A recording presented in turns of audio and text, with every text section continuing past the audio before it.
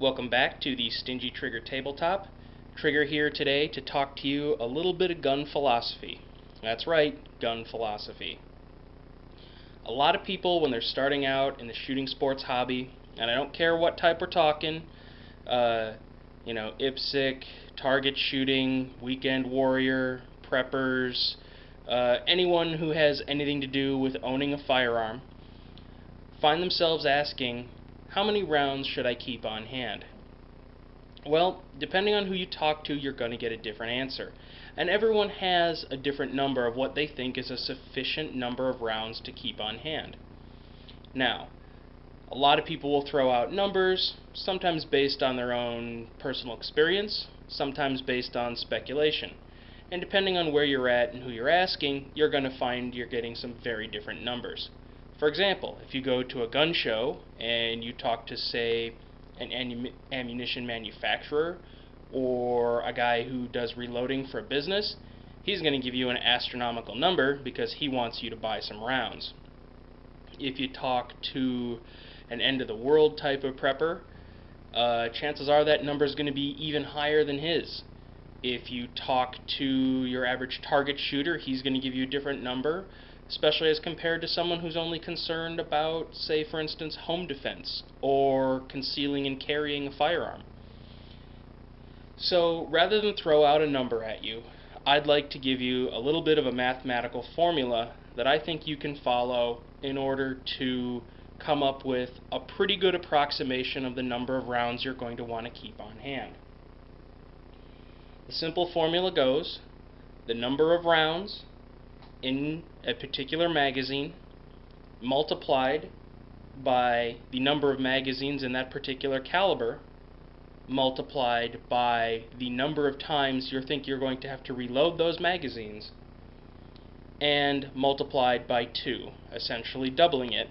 And I think that gives you a pretty good estimation of how many rounds you should keep on hand. Now, obviously, the number is going to grow based on the number of magazines for the number of different types of handguns, as well as the number and types of calibers.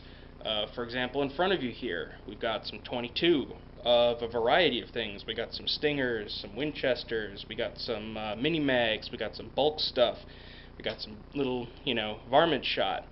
We got some self-defense ammo and 40, we've got some 9, we've got some custom rifle loads, some 20 gauge shotgun, we got some 308 components, we got some strippered up 308 for some of the big boy full-size battle rifles I've got. And this is just a small selection of the amount of ammunition that I want to keep on hand at any given time. So let's run through a couple of examples. Let's say you are a concealed carry person. Let's say you live in a state where there's limited magazine capacities, like California. Let's say you're limited to 10 rounds. So you buy a full-size handgun, let's say a SIG P226. You've got the magazine that goes in it, plus, let's say, 2 spare magazines and a magazine holder on your belt. And because you're not going to be able to reload those magazines when you're out and about your business, you're looking at one set of magazines going through in a self-defense encounter for a total of 30 rounds plus the one in the chamber. So, to find out how many you should keep on hand, let's run through our equation. Oh, and let's say you like to shoot every other week. You peel off 3 magazines at the range just to keep your skills sharp. So, in a given week, you'll find yourself shooting 3 magazines worth of ammo, with 1 reload to make sure you're still good and safe when you're out and about your business. So you've got 10 round magazines multiplied by 3 magazines multiplied by 2 times loading those magazines, once when you're shooting at the range and then once for on the trip home, multiplied by 2 again, just so you don't run out. And you're looking at keeping about 120 rounds of ammunition, or rounding up, about 3 boxes of ammo on hand. That'll give you enough that you can go to the range twice and still have an extra set of ammunition left over if you find that you're going to need to go a week before getting back to, say, your local outfitter or Walmart, or until your shipment of ammunition comes in. So it gives you a safe little buffer. Now let's try a little more complicated scenario. Let's say you're in a more Second Amendment friendly state, so you're allowed a full-size 15-round magazine for that same SIG P226. And let's say you've got two of them. Let's say you're a target shooter and you like shooting a full-size pistol, and you're married to someone who's also a target shooter who likes shooting a full-size pistol. And let's say that you like going to the range on a Saturday afternoon and peeling off few mags apiece. So let's say you've got a 15-round magazine for your SIG P226, one for you, one for your significant other. Let's say you've got 6 magazines, 3 for you, 3 for your significant other. And let's say going to the range, between the two of you, you reload those magazines 10 times. And as always, we're going to multiply it by 2, just in case of a shortage or a late shipment, or missing your bi-weekly trip to the Walmart to stock up, and we find that we should be keeping about 1,800 rounds of 9mm on hand. That allows both you and your significant other to go to the range for 2 weeks, shoot everything that you plan on shooting in those 2 weeks, while still having enough left over so that you don't run out in order to carry your firearm or protect your home. Now let's try a little more complicated example again.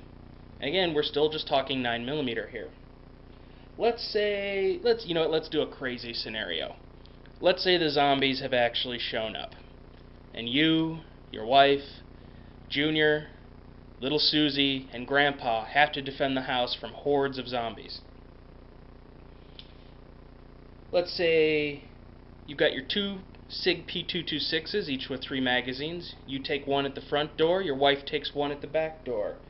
Let's say you've got 2 Kel-Tec PF9s, each with the +1 extension on the base plate. Normally that's your concealed carry. And let's say, because of the way you carry it, you've got a total of 4 mags, 2 for each. So Junior takes one out the left window of the house, little Susie takes one out of the right window of the house. And let's just say for home defense, you normally keep around a Glock 17. Again, let's say with a 15-round magazine, but you've only got 2 mags for that because that usually lives in the nightstand. Now, let's say you figure that, okay, there's going to be about 2 waves of zombies a day coming through the neighborhood, and we want to hold them off for 15 days or about 2 weeks before the government gets things back under control. So we're going to say we're going to need to reload those magazines 30 times in total, enough to empty all those magazines twice a day, fending off the zombies coming for your house. And of course we're going to double it, again, to allow for a shortage or safety. So we wind up with 15 times 6 plus 8 times 4 plus 15 times 2 times 30 times 2, which tells us we should have 9,120 rounds of 9mm ammunition if we decide we want to prepare for the zombie apocalypse, fending off 2 waves of zombies, reloading twice a day all of our handguns in 9mm for about 2 weeks. Now, in certain situations, like our fictitious zombie apocalypse, might this scenario be a little bit low? Yeah, that round count might be a little bit low. You might find you need a lot more ammunition than that. In certain other scenarios, like, say, duck hunting, where you're going to go hunting and expend 4, 5 shells maybe, per use of your 20 gauge side-by-side shotgun, 4 or 5 times. Okay, maybe buying ammunition by the case is a bit overkill for that. You're going to have to adjust this based on your own personal experience. But I think this formula of rounds per magazine multiplied by the number of magazines in that caliber multiplied by the number of times you think you'll need to reload, and doubling it just to account for unforeseen situations should give you a pretty good idea of what you're going to want to keep around and on hand in a particular caliber. Now again, that's only for one caliber. In our examples, we were only talking 9mm. If you're like a lot of enthusiasts out there, take me for example, I own a .22 pistol with 6 mags. I own a .22 rifle with, at this point, 13 magazines of varying varieties and capacities. I own 2 9mm pistols with 2 different size, actually no, I take that back, with 3 different size magazines between them based on which ones have extended butt plates. I own a break-open shotgun. I own a full power bolt action battle rifle.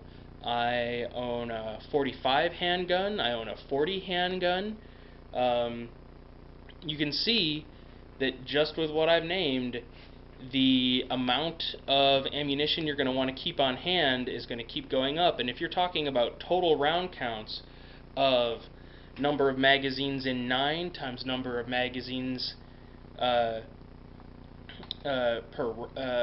number of rounds per magazine, times the number of times I think to reload, doubling it, plus the same for 40, the same for 45, the same for 38, the same for 357, the same for 44, you're going to find that, lo and behold, these numbers are going to add up pretty quickly to the point where you might feel like you're starting to stockpile a military base. Now, I'm not saying that this equation is the end-all of things, but I think it's a pretty good guideline. Like I said, you may find you need more. You may find you need less. You may find this gives you a pretty good comfortable number. For me personally, I think it's a great example and a great way, at least when you're beginning in the shooting sports hobbies, to get a good handle on how much ammunition you're going to want to keep on hand so that you can plan accordingly for things like price hikes or sales. When you find something on a good deal, buy it if you can afford it, but don't go nuts because you know you're never going to use it all. I mean, you will eventually, but not when you could possibly devote funds to something more useful to get your systems better working together. As always, thanks for watching. Please subscribe for more fun gun and project videos. And remember, we're just a couple of city slickers working this out as we go along. Thanks for watching.